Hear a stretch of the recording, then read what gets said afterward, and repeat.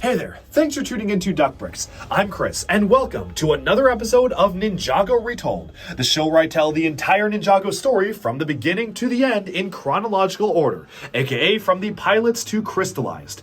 We first kicked things off with the prologue, which I highly recommend you watch first, and went all the way up to episode 12, Hunted, covering season 9 of the TV show. Now it's time for us to conclude the Oni trilogy with the very controversial Season 10 March of the Oni covering Episode 13 of Ninjago Retold. Now, March of the Oni saw the Oni finally make a return to Ninjago, and all of our plot lines from the first two seasons come to a head in a pretty controversial conclusion that did satisfy a lot of fans, but was honestly a little short for its own good. But you're about to find out right now, so let's jump up, kick back, whip around and spin, and roll the intro. Previously on Ninjago Retold, Hunted. Scattered across the realms and fighting to survive, Lloyd and Nia lead a resistance movement against Emperor Garmadon in Ninjago City, while the rest of the ninjas struggle to free the dragons and return home after being stranded in the barren realm of Oni and Dragon.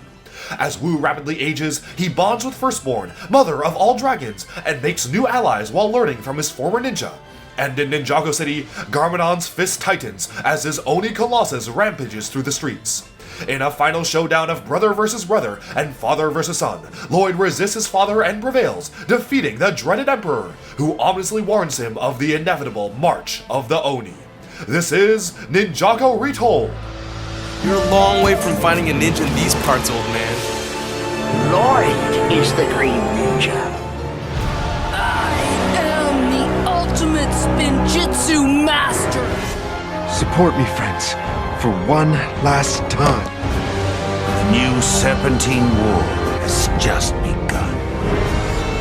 My master has arrived. Guess it's true. The greatest love stories do always end in tragedy. Maybe I'm departed. Control time! Control everything! I have no son. I cannot fight you, but I can resist you. Endings will always come. All we can do is fight to make them good ones. Revenge! Protect those who cannot protect themselves. You were programmed by the game to lose, but you don't have to. I want you to promise me that you will always stand up to those who are cruel. We are the keepers of the amulet. I am. I am the sea. We are one. There will be peace in the dark.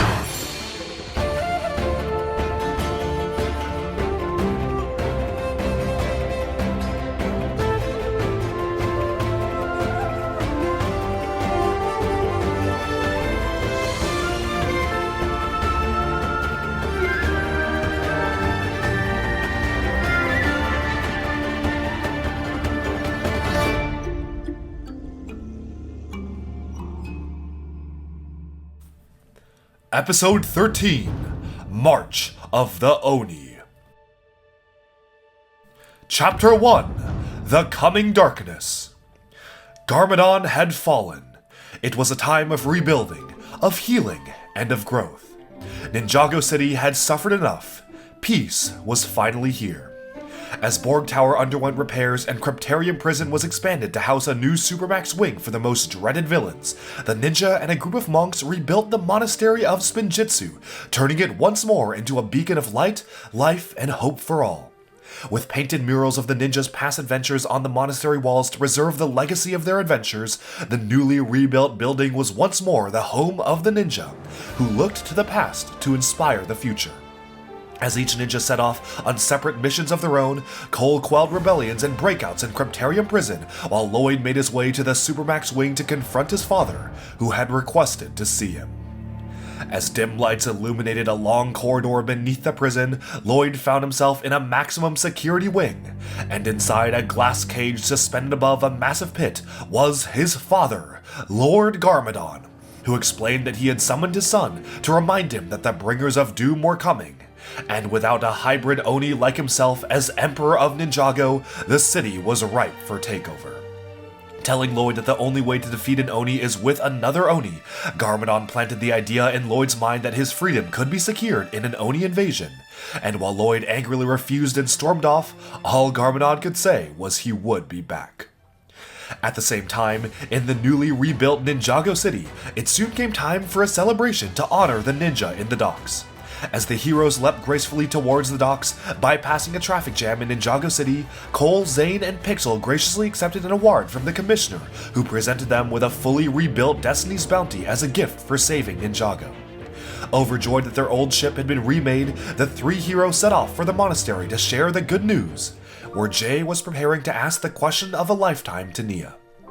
In Ninjago, a yin-yang promise symbolizes love, engagement, and a promise to always be true to your partner, and Jay was getting ready to propose to Nia, getting tips from Kai and Dareth as to how to pop the question. As they were interrupted by Nia, who invited them to come and admire the new mural outside the monastery, the ninja had a moment to relive the memories of their past adventures.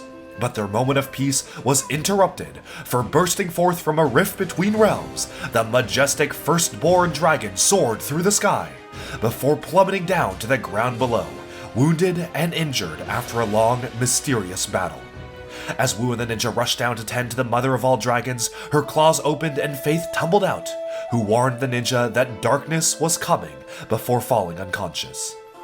Confused and terrified, the ninja gathered in the courtyard to discuss their next moves. As Lloyd returned to the monastery and explained his father had also given him an ominous warning about the Oni, Wu presented the ninja with his history book, showcasing an Oni warlord, and bid the ninja to rush out to warn the city. At the same time, deep in Borg's tower vault, security guards were hard at work transporting old artifacts from battles of the past into the tower and away from Hiroshi's labyrinth, for the tower had better security than the remote vault. Securing the realm crystal inside a room of its own, the guards had turned and left it locked and sealed, failing to notice the crystal slowly turning jet black, and out of the crystal spewed the billowing smoke of the dreaded Oni. As black clouds swirled out of the doorway and glided down the hallway, ominous tentacles of smoke and lightning raced towards the guards, who could do nothing but run. As the smoke clouds caught up to the fleeing men, they were touched by the darkness of the Oni, and instantly petrified, turned to stone statues suspended in motion. As Cyrusborn fled his tower, which was quickly engulfed in darkness, civilians evacuated the area as the bounty sped towards Ninjago. Too little, too late. For back in the city, the evil of the Oni continued to spread, overtaking everything and anyone in its path. As cold tentacles grasped the civilians of Ninjago, whisking them away into the darkness and turning them to statues, nothing could stop the oncoming darkness. For in the fog, the silhouette of ominous horns could be seen, lightning swirling around them as the dreaded Oni, bringers of darkness, had begun their invasion of Ninjago. As the Commissioner and his forces fought the oncoming darkness in vain, the ninja had finally arrived to find the city consumed in darkness, brief patches of light being swallowed up by the ominous cloud. As they helped the police force to safety, the 6 heroes made a final stand against the darkness, only to find that their elemental powers were useless against the Oni's evil magic. As a tentacle brushed against Cole, pulling him down as the ninja fled the city, he was quickly rescued, but was terrified by what he had felt after being touched by the darkness. With little choice left and the city consumed by evil, the ninja ventured to Cryptarium Prison, defeated and desperate, and called upon former Emperor Garmadon, King of Shadows, and Hybrid Oni to help them defend the city and the realm. Chapter 2: Rise of the Omega. With Garmadon unleashed once again, the ninja formed an unsteady alliance with the Dark Lord, constantly on edge as their former adversary familiarized himself with their ship. In his time in prison and in solitude, some of Garmadon's old personality and memories began to slip back, resulting in a volatile mixture of Dark Emperor and old ally. Asking Lloyd to explain why they had so many photos of old times on the wall, Garmadon was stunned to see a photo of his former self, Sensei Garmadon, for his Oni nature was at odds with this human, cleansed version of himself that he had once been. Hurling the photo to the floor and filled with conflicting emotions, Garmadon stormed out, leaving Lloyd to contemplate what sort of man his father had become. As Jay practiced his proposal to Nia and Cole overheard his plans, he was encouraged to do it as soon as possible, for there may never be another chance if this mission went badly. As the bounty hovered above the darkened city, Garmadon explained their mission: destroy the realm crystal to contain the threat and prevent any more Oni from entering Ninjago. Declaring that only a being with Oni blood could enter their toxic cloud without being instantly turned to a statue, Garmadon announced that he would go alone, to which Lloyd quickly volunteered to join him, for he was part Oni as well. But without warning, Garmadon lashed out. After being given a simple katana to fight with, he lunged at the ninja, striking mercilessly as he cackled and leapt between them, clashing with each hero as he fought on. And as he fought, his powers began to grow, crackling purple destruction energy filling his body once more. For it was the fight that fueled him, and the more he battled, the more powerful he could become. Before the bewildered ninja had a chance to react, the Dark Lord leapt off the side of the ship, plunging into the cloud below as Lloyd followed his father into the darkness, both warriors consumed by the cloud. With tensions high and the fate of Ninjago in their hands, the ninja watched remotely as Lloyd made landfall in Ninjago City, immune to the dark cloud, which was now unrecognizable, shrouded in mist. Passing a frozen Cyrus Borg and promising to come back for him, Lloyd rushed to catch up with his father, who had already made it through the eerie, frozen statues of civilians and approached the foreboding Borg Tower, which was once again home base of the evil invasion. Back in the skies above the city, the ninja received a distress call from Vinny, NGTV news employee, who declared that the people of the Ninjago news crew were stationed at the top floor of their skyscraper. But the dark cloud was rising higher and higher, and he didn't know how much time they had left. As the ninja sped off in the bounty to save Vinny, Gail Gossip, and the other NGTV employees, Pixel was left in her samurai mech to retrieve Garmadon and Lloyd when they returned. And as she hovered in the air, her fuel levels grew lower and lower, and time was running out. Inside the shrouded city of darkness, Garmadon and Lloyd encountered two Oni for the first time outside the tower. Bestial, monstrous warriors wielding deadly axes and spears, these demonic, horned foes were just a taste of what was to come. And, in a furious battle, Garmadon and Lloyd charged in, struggling to defeat even just two Oni, until Garmadon saved his son with the powers of destruction. And the pair continued deeper into Borg Vault, where the signal from Lloyd's camera began to cut out. And finally, Lloyd and his father had reached the inner sanctum, and came upon the mystical realm crystal, preparing to destroy it once and for all. As Garmadon prepared to strike, the mission was about to be won, until, out of nowhere, a massive, hulking shape leapt out from the fog, shrouded in darkness. Dodging all of Garmadon's attacks, this mysterious being blocked their advances, swiftly beating back Garmadon and Lloyd at once. And as Lloyd looked on in horror and his camera feed cut out, he came face to face with the Omega, leader of the Oni demons, sporting two massive, twisted antler horns from his forehead. Declaring that he had led his Oni forces on a conquest across the realms, the Omega questioned why Garmadon, an Oni hybrid, was fighting against them instead of with them.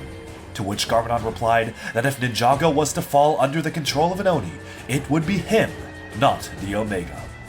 And so, resigned to deal with anything in his path, the Omega simply stated that Garmadon would perish alongside this realm, and lunged at Lloyd and his father. Chapter 3 The Fall. Lloyd and Garmadon faced off against the supreme power of the Omega Oni, an evil unlike anything they had encountered before. Launched into an adjacent room, Lloyd recovered the old Sword of Sanctuary, which had been placed in Borg's care following the destruction of the Cursed Realm, which he used to try and gain an advantage in the fight, to no avail. Quickly realizing it was too difficult to continue to consult the ancient sword's reflection when attacked from all sides, Lloyd instead focused on the Realm Crystal, shattering it to pieces as Garmadon distracted Omega. But to their horror, all the Oni did was chuckle, stating that destroying the crystal did nothing, for it was only needed to open the gateway to Ninjago for the Oni, and an unlimited amount of demons could now pour through. As Lloyd and Garmadon looked to the floor with dread, growls and snarls emanated from the dark cloud as the shapes of hundreds of Oni looked back and began to break through the barrier, horns, claws, and faces emerging from the smoke as the full might of the Oni hordes advanced towards Ninjago. As the father and son duo quickly realized they were outnumbered and fled from the room, crashing through the relic vault in the process, they realized that, for some reason, the Oni refused to attack them when cornered in the back of a particular vault, for right behind them was the gleaming, golden armor of the Golden Master. Forged from the gold of the melted down sacred weapons of Spinjitzu and Mega Weapon, which in turn were drawn from the golden peaks by the first Spinjitzu master himself. This set of armor was once worn by the Overlord as the Golden Master, until Zane had drawn much of its energy into the core of his body in his final fight against the villain, draining the golden weapons of their lethal power during the Nindroid crisis, and allowing Lloyd and Garmadon to seize the armor while still remaining intact, which, while drained, was still incredibly potent against the Oni. Fearing the power of the golden armor and repelled by its light, the Oni shrunk back as Lloyd and Garmadon forced their way through the ranks and made it to the surface, the Omega promising to follow and destroy them, no matter how long it took. As Lloyd and Garmadon called in their rescue, Pixel announced that only she was left, and despite her fuel levels running dangerously low, she plunged into the darkness, soaring towards Lloyd and Garmadon. Back on the Bounty, the ninja hurtled towards the NGTV building, which by now was nearly fully consumed by the darkness. As the employees huddled on the rooftop, Jay and Cole directed relief efforts, saving the civilians as the darkness slowly crept onto the roof, seeming to have a mind of its own. With all the civilians rounded up and Cole the last one to climb on the ladder, it was time to depart. But in the panic, Nia accidentally pushed the thrust lever on the Bounty the wrong way, for it had been installed incorrectly, and the flying ship hurtled backwards, Cole losing his grip on the ladder as it began to snap. And to the horror of the ninja team, the rope broke, and Cole began to fall into the cloud as Jay shrieked in despair.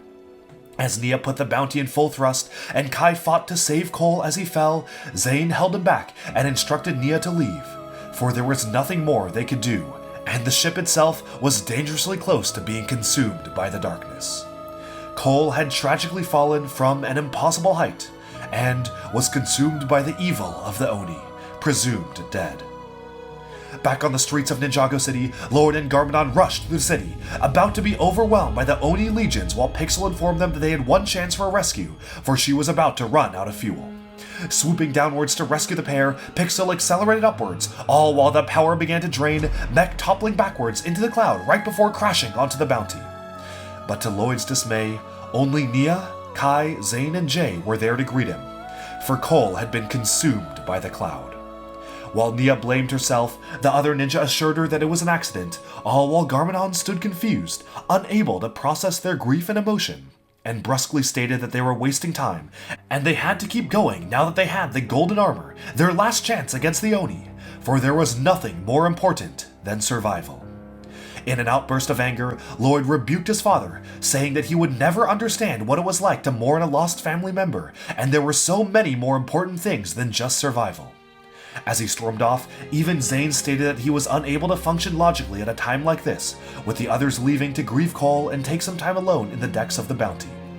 And with that, Garmadon was left alone on the upper decks, bewildered and at odds with himself. Descending into the ninjas' quarters, Garmadon once more viewed the photos of their happier memories, attempting to mimic their smiles but finding himself unable to do so.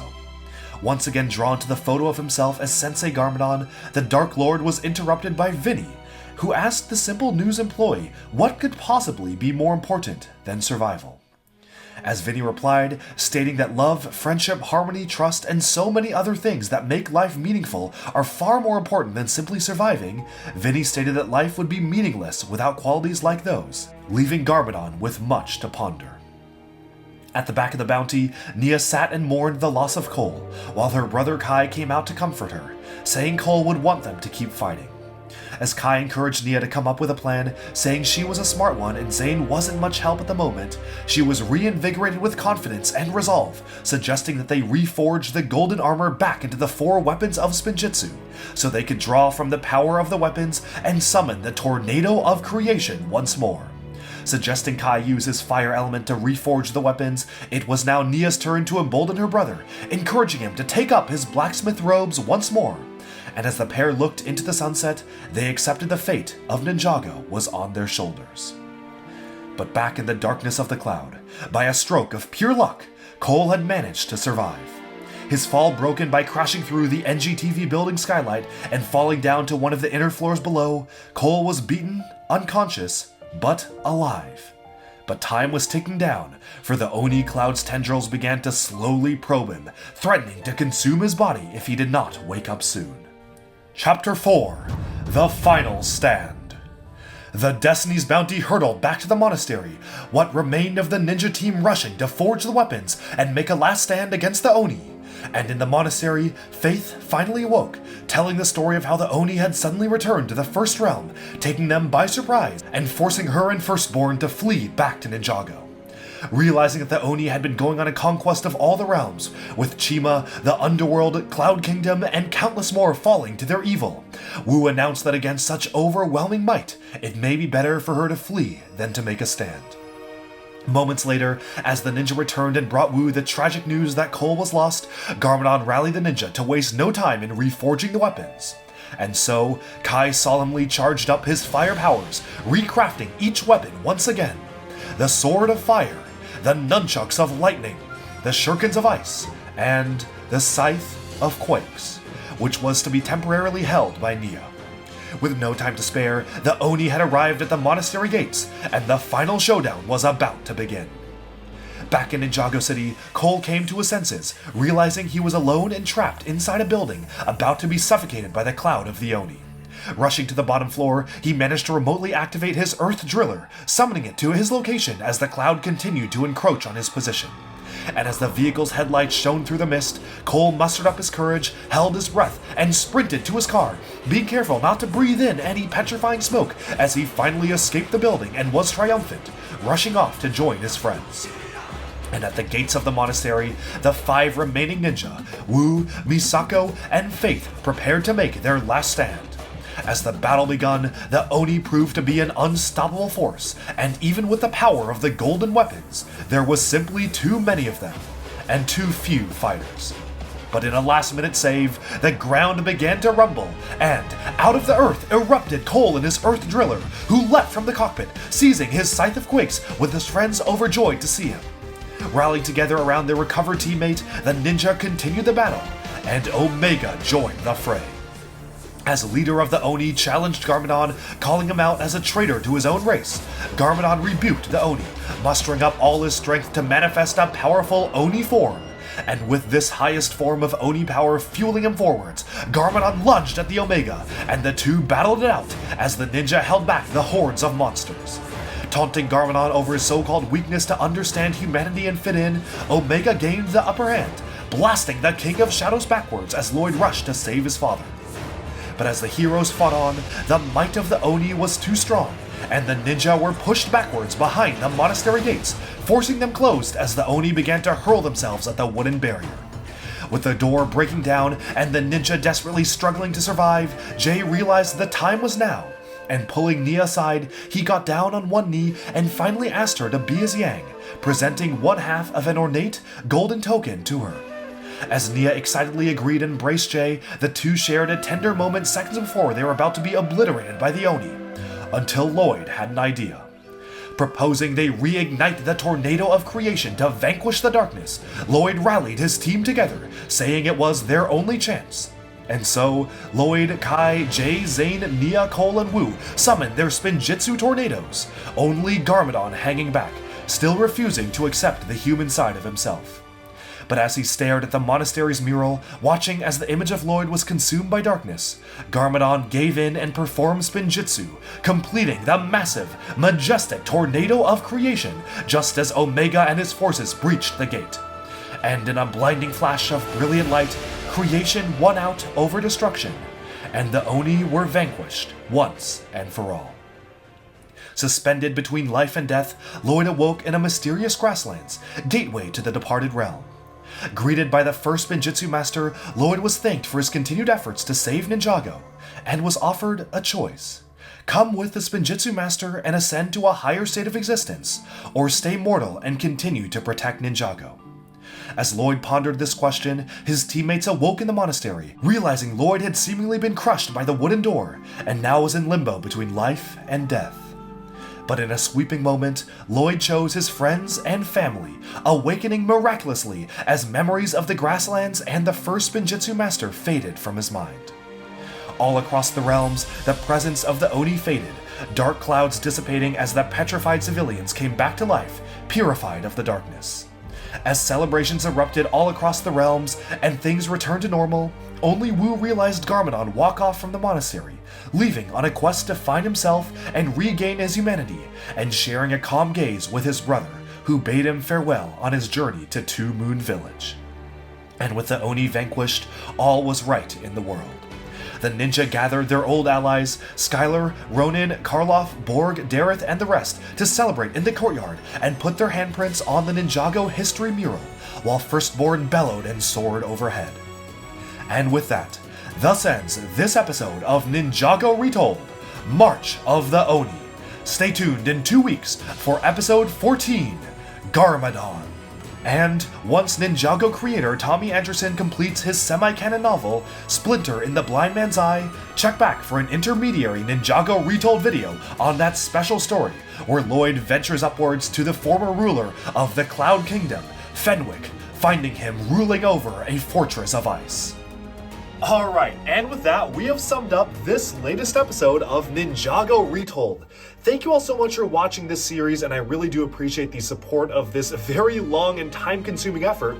Of course, let me know down in the comments below if you have any questions about the timeline or concerns. I definitely want to be able to answer as many questions as possible, so I will be checking the comments in case anyone is confused. Now, I also want to know, what do you think of the particular topics covered in this video? Did you like the season or the special that it covered? What do you think of the storyline and media? And what are your favorite parts of what we just covered? With that, we've summed up this massive video, and thank you all so much for tuning in. Again, be sure to stay tuned every 2 weeks for a brand new Ninjago Retold video coming very, very soon. Thanks so much, and bye for now.